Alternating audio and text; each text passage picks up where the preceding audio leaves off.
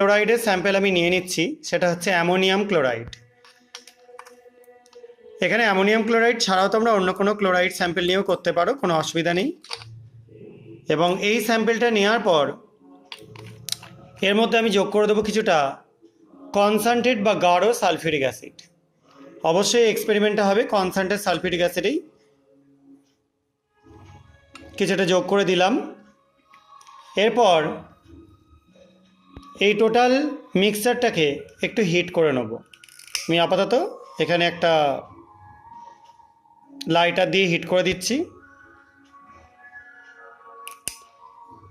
দেখতে পাচ্ছ একটা ধোঁয়া উঠছে। এবার আমরা এর মধ্যে অ্যাড করে দেবো কিছুটা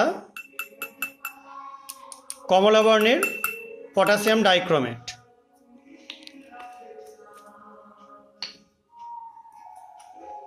আবার ফার্দার আমি হিট করতে শুরু করছি।